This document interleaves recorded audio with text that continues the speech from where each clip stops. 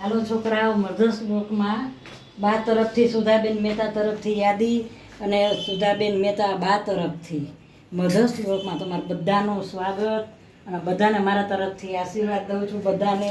અને છોકરાઓ, આજે જો હું બેઠા ભાત કરીશ. આ જીરા રાઈસ ભાત છે ને, આ બધા હું પલાળીશ. આ ભાત પલાળીને અને રાખીશ, પછી કુકરમાં કરીશ જીરા રાઈસ. આ બટેકાનું શાક છોકરાઓનો ઓર્ડર છે, આ બચ્ચા માટે તો હું રસોઈ કરું છું. એટલે આ છોકરાઓનો ઓર્ડર છે કે આ બટેટા બાફીને રાખ્યા છે. આ બાયફા છે રસાવાળું બટેકાનું શાક, આ બેઠા ભાત અને આ કોબી અને આ કાકડીનું કાચું અને બીજું શાક દૂધી બટેકાનું શાક, દૂધી અને આમાં હું બટેટું નાખીશ. દૂધી બટેકાનું શાક એ અલગ, અને આ કાચું ભાત અને આવડા બટેકાનું શાક. હાલો, આ છે ને, જો હું હવે આમાં બેઠા ભાત મૂકું છું. આજે બેઠા ભાત કરવાના છે, એટલે મેં આ 2-3 પાણીએ ધોઈ લીધા છે.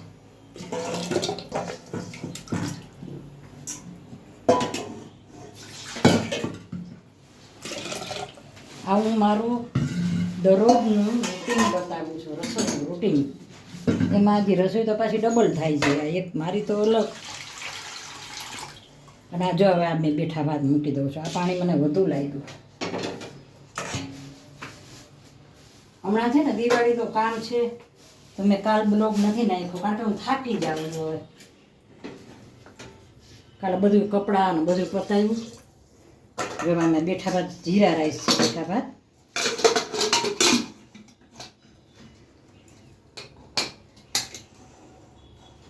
હાલો, હવે જો આ કરી દીધું ચાલુ. હવે હવે આમાં દૂધી સુધારું છું. આ દૂધી સુધારી, દૂધી બટેટા. અને આ છે ને એ બટેટાનું શાક કરીશ. એને હું ફોલીને તૈયાર રાખું છું હમણાં. હાલો, જો આ હું રોટલીનો લોટ બાંધી નાખું છું. કાલે મેં બ્લોગ નથી બનાવ્યો. હવે કાલે પછી મને ઠીક નહોતું. હવે આટલી ઉંમરે તમે કામ કરી શકો, રૂટિનનું ન કરે. હું દિવાળીનું કામ કરું છું, સાફ સૂફ ને બધું કરી, પાછી રીલ બનાવું, બ્લોગ બનાવવું, ઘરનું કામ કરું, પછી રસોઈ બનાવવું. હવે આ ઉંમરે તમે વિચાર કરો ને, તમે એટલું તો સમજજો કે ગમે એ ઉંમરવાળી વ્યક્તિ હશે ને, એને થોડીક તો કોઈ બી તકલીફ હશે ને હશે. કારણ કે અમુક ઉંમર થાય એટલે જો હવે અમે લોટ બાંધી સેટ કરવા રાખી દીધો છે. હાલો, હું છે ને દૂધી બટેટાનું શાક વઘારું છું. આ દૂધી ને બટેટા બે ભેગું છે. જો આમાં હું રાઈ નાખું, ખાલી રાઈ જ નાખી. રાઈ અને હિંગ.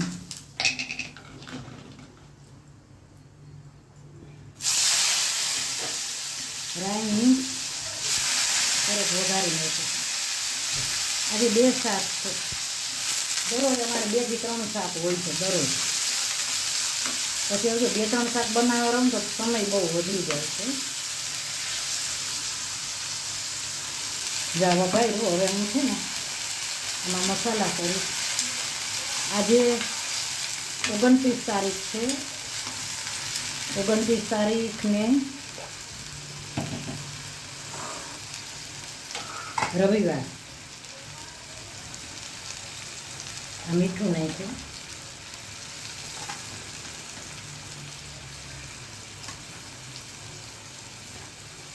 હવે ને ધાણા જીરું.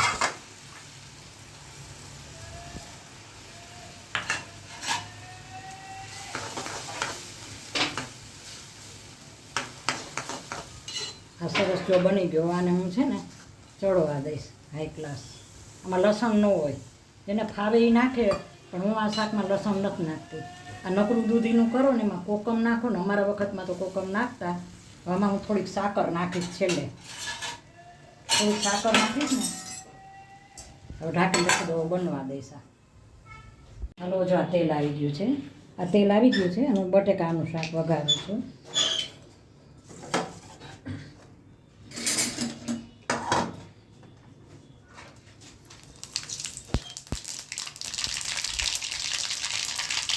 રાઈ નાખી છે.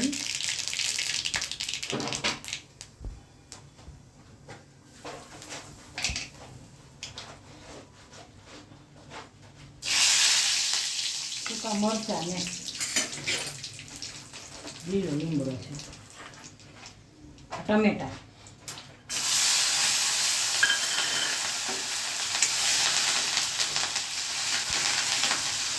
ઉડે બહુ આ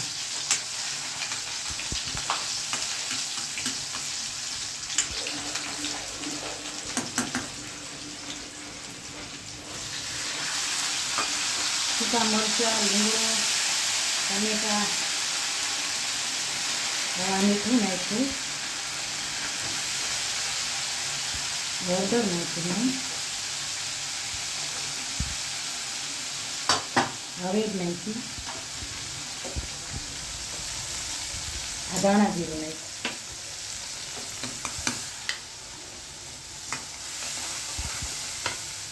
આ બચાવ માટેનું શાક છે એટલે તીખું તો બને તો છોકરાઓને છે ને આ બહુ ભાવે આવે.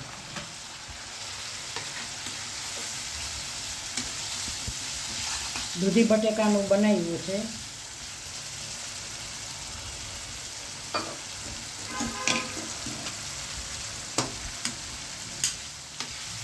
સાસુ વહુ માટે દૂધી બટેકાનું બનાવ્યું છે. 3 છોકરાઓ છે ને એના માટે બનાવ્યું છે આ બટેકાનું. અને મોટો સન છે ઓફિસે એટલે છોકરાઓની રસોઈ 3 અમારા બેન. કેટલું સરસ બટેકાનું શાક છે. હવે આનો થોડુંક ફ્રાય થાય ને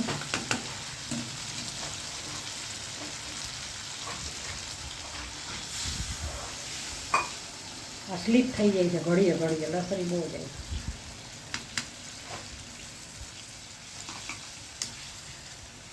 હવે અત્યારે અડધી હું કોથમરી નાખી દઉં એટલે શું કે અંદર સ્વાદ આવે. અંદર તમે નાખી દો ને ઉપર નાખો તમે કોથમરી ડેકોરેટ જેવું લાગે એમ. ડેકોરેટ લાગે સરસ. જો હવે આને હું છે ને ચડવા દઈશ ગ્લાસ બટેકાનું. હાલો જો આ શાક થઈ ગયું છે.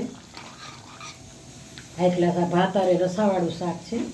આ બની ગયું છે જો બટેકાનું હાઈ ગ્લાસ. અને આ શાક છે ને દૂધી બટેકાનું છે. ભાત મૂકતા છે દેખા.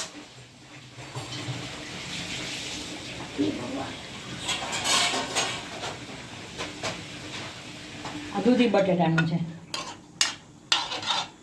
આ દૂધી બટેકાનું શાક બની ગયું છે એક ગ્લાસ. અને આ બટેકાનું બની ગયું છે ને અહીં ભાત મૂકી દીધા. બેઠા ભાત કરું છું. અને આ છે ને હું મરચાં તળવાની છું એટલે હમણાં સુધારું છું.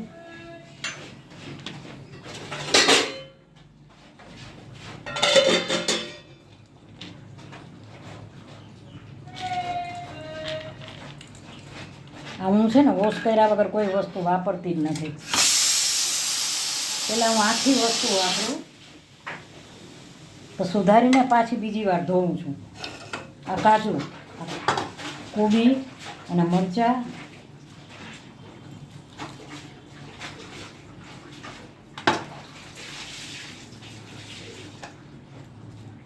તમે કાચું કરું ને એમાં લીંબુ ફાવે તો થોડુંક નાખું ને તો સ્વાદ સરસ આવે. બહુ નહીં, જરાક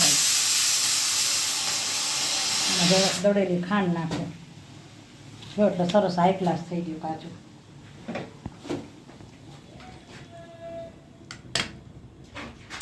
હાલો છોકરા, મધર્સ બુકમાં બા તરફથી, સુધાબેન મહેતા તરફથી યાદીના આશીર્વાદ. હું ઘણા વખતે આજે સામે આવી છું. એનું કામ જ અમારા કસ્ટમર છે ને એક જમવા આવી જ ગયો છે મારા રેસ્ટોરન્ટમાં. બેઠો જ છે ક્યારનો રાહ જોઈને. આજે રજા છે ને જલ્દી બા દઈ દે બનાવીને. આજે મેં બહુ જલ્દીથી રસોઈ બનાવી છે. તો આજે જે આ શાક છે ને દૂધી બટેકાનું આ બનાવેલું મેં બતાવ્યું. આ દૂધી બટેકાનું શાક છે.